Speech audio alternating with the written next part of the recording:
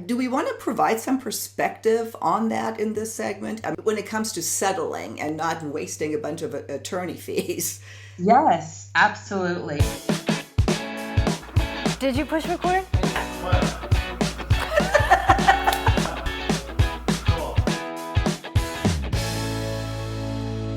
Thanks so much for tuning back into Our Second Act with Paige and Silka. Today we continue our conversation with DeAnne Salcido. She is a former family court judge. She is a divorce attorney and divorce coach. And guess what? We're going to be talking about gray divorce. DeAnne, thanks so much for joining me again. Oh, it's a pleasure. I love it. We just finished two really great segments on how to, avoid this part. We do, that the goal here isn't divorce. It's to understand why we get to this point.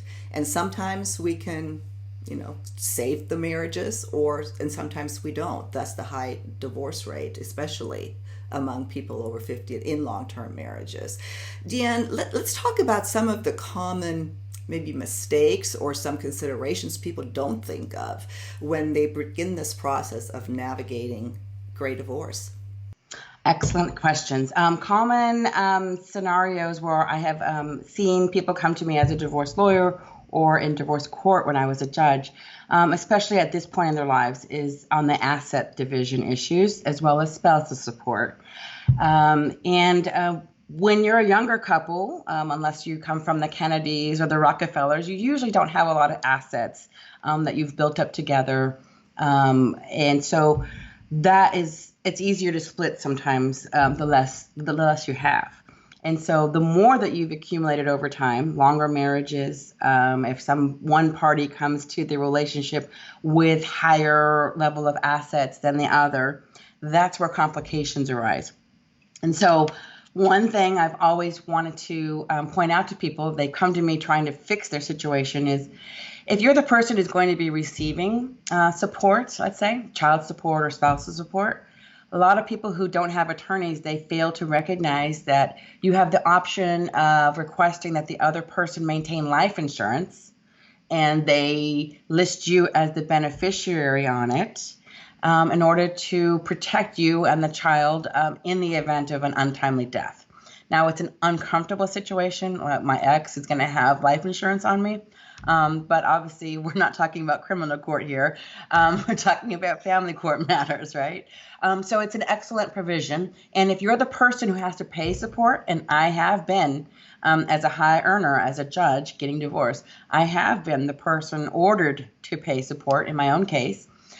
So if you're that person, you also want to have a provision in there. It's very important to check with an attorney on this that doesn't require you to keep it at any cost. It always has to be based upon reasonably priced life insurance policy, or if it's one that your employer provides. Because if you retire and you were giving them the one that your employer provided, but now you're no longer working, does your judgment require you to keep it going even though you don't have a job or now you're on retirement income? So these are things that come up in court a lot where people are retiring or they've lost a job. And I don't want to keep paying for this life insurance anymore, but she has an order that says I need to keep paying for it. What do I do? So that's one common area. Look into life insurance issues. And then as a lot of people let's say they got divorced in the 1990s, and now they just forgot about that order and they've kept it in place. You can always go back and petition the court to get that taken off if it's no longer needed, or get the amount ordered lowered if you can't get an agreement out of court. Yeah. So life insurance, big consideration at this point. Yeah, for both sides. There's things that you can negotiate and you can revisit it at any time. So you should look at it. Yeah. What are some other mistakes or considerations that we don't? I didn't think about life insurance. In fact, I don't think I had that in my divorce. Yeah. But I don't want to make this about me. But no. Good point. Yeah, we don't necessarily think about that. Oh, you think, okay, he's agreed to pay me this amount, or I've agreed to pay this amount, and I'm going to get this, and that's all you're thinking about, how much I'm going to get now. But what happens if that person who's ordered to pay you suddenly expires? Your support is gone with that person. So this is a security for support. Yeah. So that's an option. But another common misperception, especially relevant to gray divorces, is Social Security myths and opinions and misconceptions about what is an eligible person.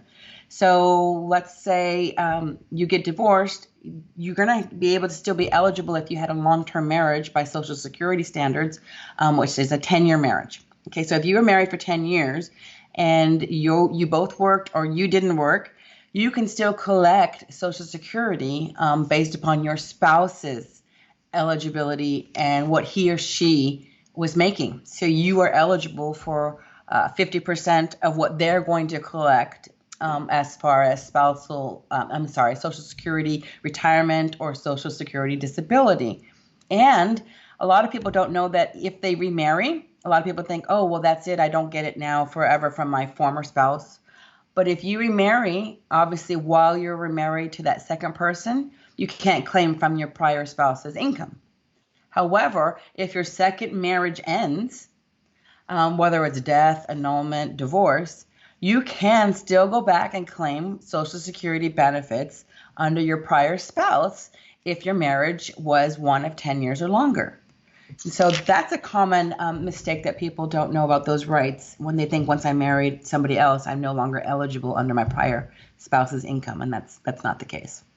Very interesting. And, a lot of people listening, well, I know there's especially here on YouTube, we get, the I've been raped comments. And there's a lot of men. And in our age group, there is, I would say that the men were the, primary earners. Yes. Had the primary income.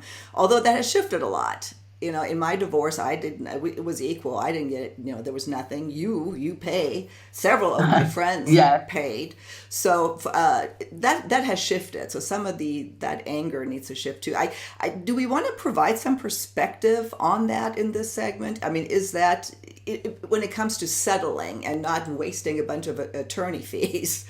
Yes, absolutely. So attorneys obviously are the only ones who benefit from continued conflict. So be sure to always pick an attorney who lets you know, like, yeah, we can fight for that issue, but this is the cost of that fight. Right. And we can't get this time back when you're spending it fighting. That's one thing. Get the right attorney.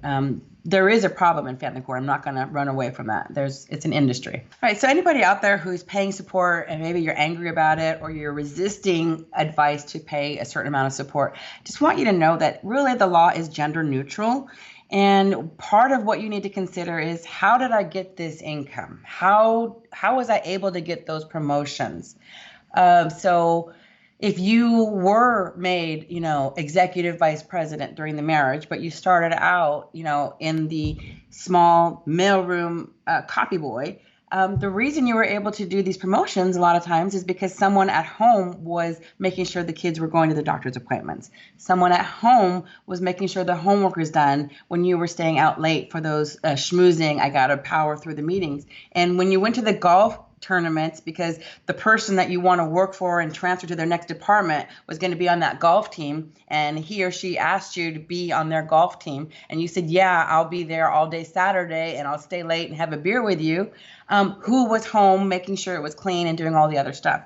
So the law does do that, and it's gender neutral, because these days we don't know whether that is going to be the man or the woman. Yeah. From my perspective, I have paid spousal support, and I became a judge during my second marriage. I was a prosecutor at the time.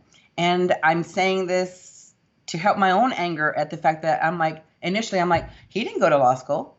He didn't take the bar exam. Why am I having to pay so much money? He didn't help me become a lawyer. He didn't go to these meetings and meet these people. But you know what he did do? The nights that I said, honey, I've been invited to this meeting, or honey, I need to do this presentation, he was home. He was there to take care of the kids. He did that for me. And so I would not have been able to accept those invitations to those golf tournaments. And, gee, I need to go pour wine for this judge and tell her, have you lost weight? Because he was there home allowing me to do that. All right. So it's a deal. It's a bargain. And it's like we got there as a team. And so that's part of what the law contemplates when it orders spousal support in the manner it does. Yeah. Well, and that's the big takeaway is that we have so much resentment, or and depending on what the reason for the divorce was, especially if there was infidelity involved, we're so angry that this is just part, especially this late in life. Why waste a big chunk of your money that you can now retire on attorneys? No, No, it's true. And I tell that to my own clients. Like, yeah, there's just the law is the law, and yeah, so that's a takeaway here. Well, we are again coming to the end of our segment. Anything else come to mind that is really important when it comes to navigating great divorce? Just one last thing, if you do have property, inheritance happen a lot during this time of our lives. Our parents pass, our aunts pass, and we receive inheritances. Inheritances are separate property in general. Of course, I'm speaking from California law, but it doesn't mean that community property money wasn't used to improve that inheritance or wasn't used to pay for it later. So you may be earning an interest that is recoverable, even if it was a separate property asset. So that's something to possibly consider consulting with an attorney about. Okay, great advice. Well, DeAnne, and finally closing out, then sum up again your three primary tips. If spousal support, or child support, look at making sure in your divorce terms that you've secured some life insurance to make sure you have security in the event of an untimely death. The other thing is make sure you check out Social Security eligibility. Even if you've remarried, there can still be a reason why you're eligible to receive benefits under a former spouse's higher income than yours. And the last issue was, don't assume that because it's an inheritance that the community has not received some legal interest in that property through behavior during the marriage. Well, all very important financial considerations that we may, I didn't know, like you said earlier, like I said earlier, one of them. So thank you again for bringing that up, and we'll see you on our next episode of Our Second Act with Paige and Silka. Sounds good.